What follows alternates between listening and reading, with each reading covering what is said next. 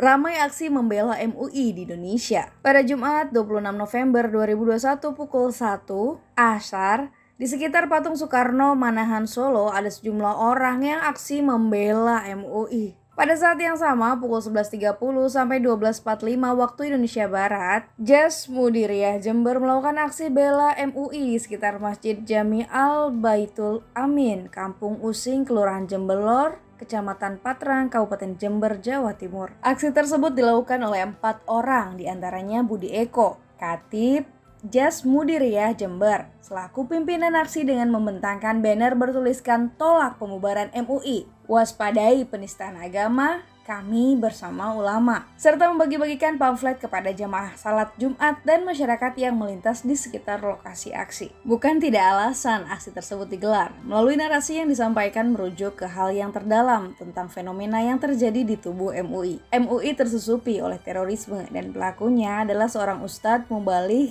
dan tokoh umat, bahkan sangat ditokohkan di MUI. Dari situ kita bisa menjejaki pesan waspadai penistaan agama dan kami bersama ulama. Pesan-pesan itu bisa kita artikan untuk menjunjung dan membela MUI untuk terus hidup. Tapi di balik itu semua, ada pembelaan yang lain, yaitu mereka membela ustadz yang tertangkap pidana teroris. Menurut mereka, Densus 88 menangkapnya berdasar kebencian terhadap ulama. Jika kita lihat secara fenomenologis, orang-orang yang menggelar aksi tersebut adalah orang-orang yang biasa menggelar aksi untuk FPI, HTI, dan ormas kanan lainnya. Jadi terlalu lemah jika orang-orang menganggap bahwa aksi membela MUI oleh kelompok Jas di Jember, Jawa Timur dan di Solo murni untuk MUI. Apalagi di lapangan, mereka bergerak atas dasar jihad dan gema takbir. Menurut mereka, jihad sesungguhnya adalah berperang dan menegakkan khilafah. Wujud nyata jihad adalah menegakkan khilafah, dan itu menurutnya bagian dari Islam yang patut dikobarkan. Sebenarnya kita melihat ada kasakusuk di dalam memproyeksikan aksi membela MUI. Ada udang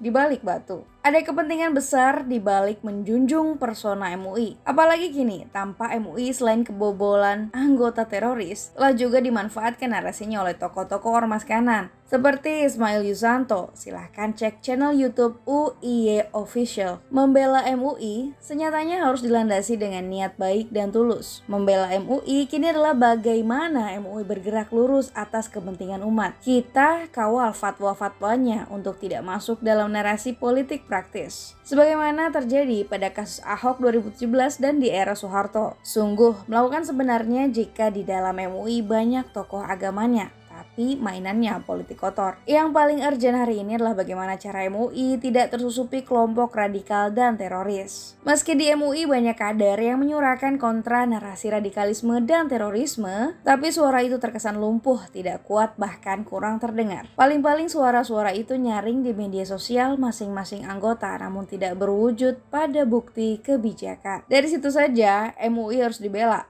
Taring MUI harus bisa melampaui politik dan kepentingan. Karena dalam tubuh MUI ada agama dan nama umat. Sungguh malu jika MUI tidak lepas dari jerat ekstrim agama dan jerat politik partisan. Sejak masa Orba, MUI punya kecacatan. MUI terlihat kental dengan agenda politik dan fatwa-fatwanya kerap intoleran. Dulunya MUI pernah mengharamkan pluralisme dan penyedap rasa produk Ajinomoto. MUI terkesan bak polisi keagamaan. Kini kesan itu bertambah lagi karena di tubuh MUI ada anggota teroris besar yang baru nongol ke permukaan. Maka itu, untuk menghapus kesan buruk itu, MUI harus bertaji dalam gerak kemaslahatan umat. Jangan sampai MUI menjadi lokomotif untuk mengontrol umat Islam. Buang jauh-jauh politik buruk Soeharto itu untuk MUI. Kasihan masyarakat khususnya umat Islam diperburuk wajahnya gara-gara permainan MUI. Majelis yang di dalamnya ada nama ulamanya harus kokoh dalam mempertahankan nilai-nilai agama. Nilai-nilai agama harus melampaui urusan politik, perut, dan nama. Maka demikian MUI harus bersih-bersih tubuhnya yang kotor dari anggota teroris dan dari kepentingan politik.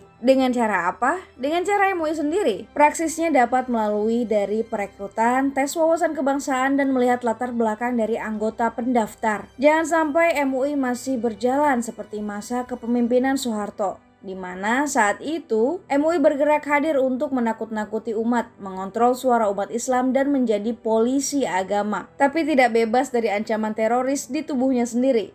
Mari membela MUI dari susupan teroris.